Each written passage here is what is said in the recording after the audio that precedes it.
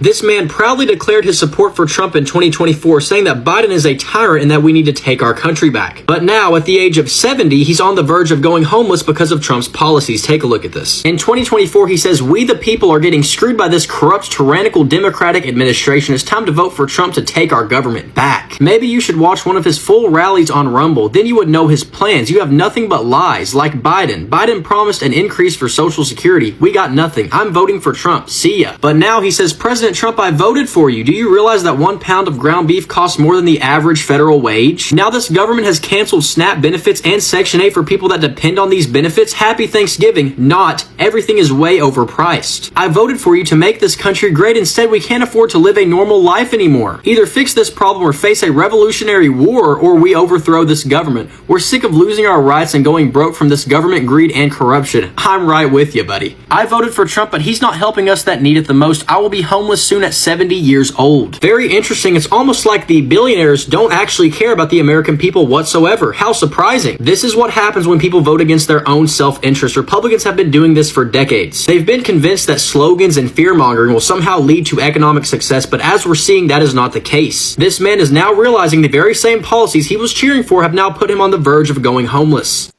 What's up, everyone? Welcome back to Global Views with Josh, the channel where we zoom out, connect the dots, and say the quiet part out loud.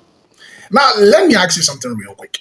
Have you noticed how some of the loudest patriot, the same folks chanting Trump, Trump, Trump, are suddenly very, very quiet? Because the bank just tapped a foreclosure notice on their front door. Yeah. Today's topic is a tough one, but it needs to be talked about. Look, MAGA voters are furious as they lose their homes in droves due to Trump's policies. And honestly, FA-FO. So let's get into it. This is Donald Trump's America. Everyone needs to see this video. A mother of 2 is begging for help as she cannot afford to feed her children and pay her mortgage off anymore. It's truly heartbreaking and shows the reality that millions of Americans are living in right now. As soon as the money hits their account, it's instantly gone. We are a family of 4. We have 2 kids. How are y'all surviving? Because I'm not. I got paid today, and it's gone. Goes toward the mortgage, cell phone bill, gas and electric, garbage, everything, gone.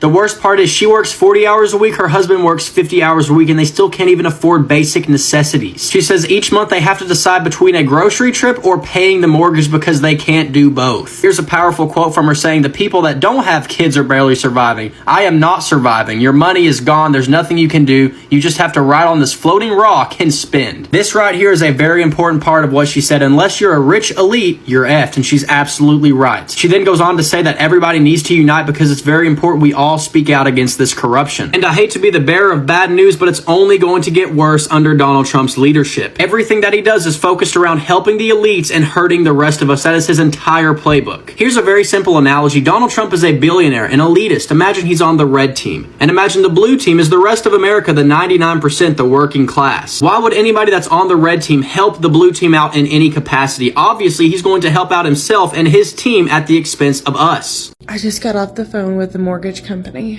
and I was able to extend my deferment for another 2 months. At this point, I already owe them over $10,000 in back mortgage. The next step is a short sale or a foreclosure.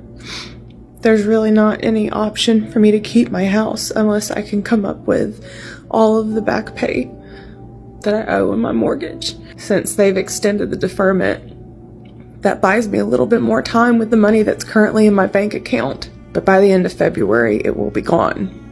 I was expecting to have a 0 balance by the end of January if I had to make a mortgage payment in January. The fact that I'm going to be able to skip my mortgage payment in January means that I'll have a little bit more money in the bank to get me through 1 more month. And at the end of February, I won't be able to keep my electricity on. And they're gonna have to start the next process of my house, which will either be a short sale or foreclosure. I have over $50,000 in equity in my house. I have no idea where I'm gonna go or what I'm gonna do. I'm so scared. I'm so scared. This is going to be a controversial take on the rich people that are losing their homes. I live in Florida, and my entire neighborhood just flooded 3 months ago from the hurricane. Half of my neighborhood have lost their homes. Yes, I'm in a nicer area, so they say, you guys deserved it, you're all millionaires, blah, blah, blah. Now, I want to say, in my entire neighborhood, I'm the only street that's on the water. The rest of the homes, the home values have gone up over the years. There's a woman across the street from me, literally across the street from me. She's in her 90s, okay? She bought that house when she first got married, probably in her 20s. When I spoke to her years ago, she told me that she had a choice between her lot and my lot. My lot was $20,000 and her lot was $15,000. Okay, she chose her lot because she could still see the ocean at that time because there were no lots on my side. Now her house is over $1 million. She bought it for $15,000. Okay, she's nowhere near a millionaire. She has $1 million home now, which is now gone. These people cannot afford to rebuild their homes. I do not know one person who has gotten an insurance payment yet. Not one. All of these people have lost everything. They have nothing. And I get that, like, in California, like, they're $5 million homes, but it was not like that when they bought them. These homes have been in these generations for years. And they bought them for such a low amount at the time, and now they cost so much more, they cannot afford to rebuild them. There is people who can afford to rebuild their homes. The majority of them cannot. Also, these millionaires, their homes are tied up in their equity.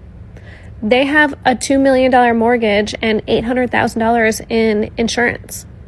Flood in Florida, $250 max. That's all you're getting. $250,000 to rebuild your $2 million house structure. You can sell the land, and then where are you going to go? That is the options for these people. I was very lucky that my house only flooded a little bit. I work in social media. I produce a reality show, and we were actually filming that week, so we came and worked it. But what if I didn't have the time to call my insurance the night that we flooded? What if I was working full-time and had 4 little kids? Like, you don't understand how much paperwork and process, like, you lose everything. You have no idea where to start. My house wasn't even that bad. And, like, it was a ton of work, which we filmed and documented. And I also met with other people. Their businesses flooded. Their homes lit on fire. I interviewed this mom. Her business flooded. And then we got hit with a second hurricane. Her house blew up because a power line fell on it. She has a 2-year-old. She's pregnant and just had her baby shower. Her business and her home were lost within the 2 weeks. It's not something people can just recover from immediately. You're interested in seeing what a real natural disaster looks like the days after, when no one has power and nothing's going on? The entire documentary will be on my YouTube. I just found out that due to the lapse of the ACA subsidies, my health insurance premium is going up 700% from $60 a month to $440 a month. That is half of my rent. That is 25% of my income.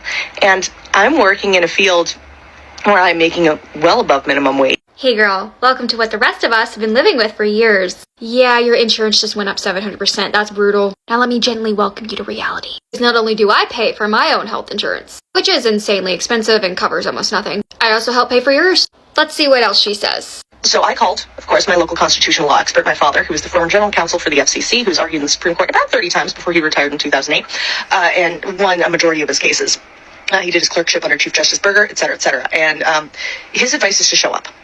Call, email, annoy your representatives, especially if you're living under a Republican right now. Fun fact about Obamacare, also known as the Affordable Care Act. It passed without a single Republican vote.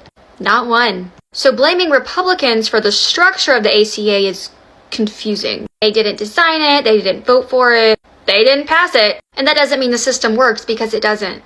And everyone always says, oh, you talk about problems, but you never talk about solutions. I'm about to spoon feed you some. These are solutions that Charlie Kirk recommended that I'm also on board with. Number 1, allow insurance competition across state lines. Number 2, provide direct assistance for people with pre-existing conditions, instead of forcing everyone into the same bloated system. Number 3, make insurance portable. You shouldn't lose coverage just because you change jobs. Number 4, require real price transparency. Patients should know what something costs before treatment, not after and they get a surprise bill. Number 5, use tax credits so lower income families can buy private insurance instead of forcing everyone into one trapped government control model. So yeah, healthcare is broken, but yelling at the wrong people and ignoring basic economics isn't fixing it. Across large parts of rural America and working class suburbs, foreclosures are rising. Property taxes are climbing. Mortgage rates are brutal. Insurance premiums are exploding. Jobs are disappearing. And the people hit the hardest, many of them are Trump's most loyal voters. Now, before anyone starts screaming in the comments, let's be clear. Losing your home is tragic. Nobody deserves to be homeless.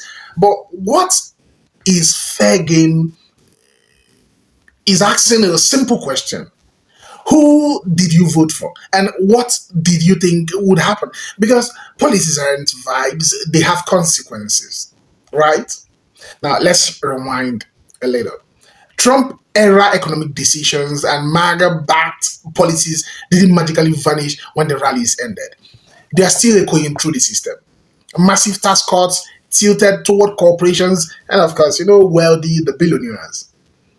Deregulation that weakened consumer protections, trade wars that hammered farmers and raised prices, attacks on social safety nets that made red state voters that many of them relied on, right? Political pressure on the Federal Reserve that contributed to long-term instability. And now the bill has arrived. Mortgage rates shot up. Adjustable rate mortgage resets. Property insurance, especially in conservative-leaning states, is skyrocketing. Local governments, starved of federal support, raise property taxes to survive. And suddenly, the same people who said government should stay out of everything are shocked. Shocked that the government isn't stepping in to save them. This is where the sarcasm writes itself. For years, we heard, pull yourself up by your bootstraps. Personal responsibility, no handouts, stop blaming politicians. But the moment foreclosure hits, now it's, why isn't anyone helping us? Why is the system rigged? Why does Washington hate us? Sir, you voted for the system. Ma'am, you chaired for these policies. Now, this isn't persecution. This is participation. So here comes the FAFO moment. FAFO, mess around and find out. Isn't about cruelty. It's about cause and effect. You were warned. Economists warned you. Housing advocates warned you. Policy experts warned you. But, of course, owning the leaves felt more important than reading the fine print. So when tariffs raised construction costs, when deregulation empowered banks, when social programs were slashed, when unions were weakened, you clapped, you cheered. Now the system you defended is evicting you. And instead of honest reflection, right-wing media does what it always does.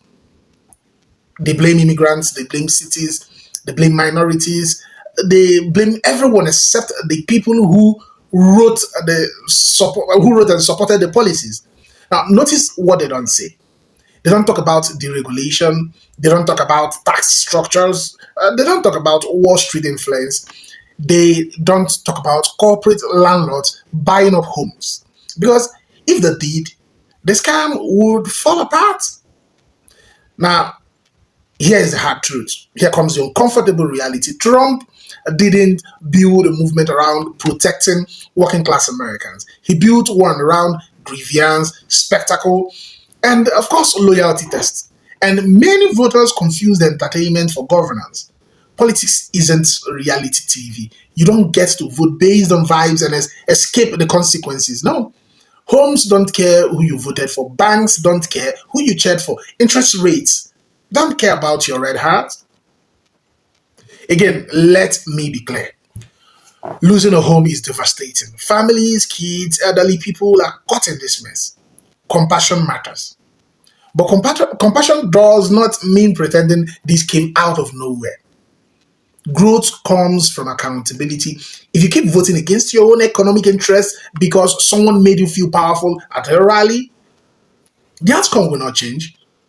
Different slogan, same eviction notice.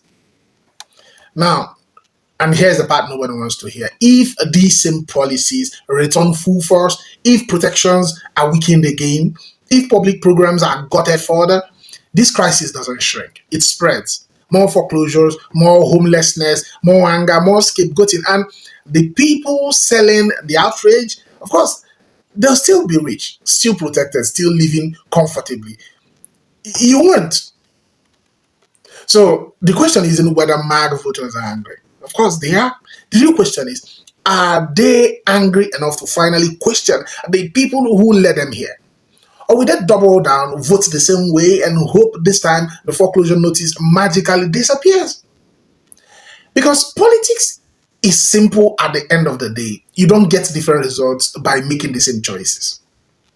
Now I want to hear from you. Do you think these voters were misled, or did they ignore the warnings? Is this a failure of policy, media, or personal responsibility? Can economic pain finally break political loyalty?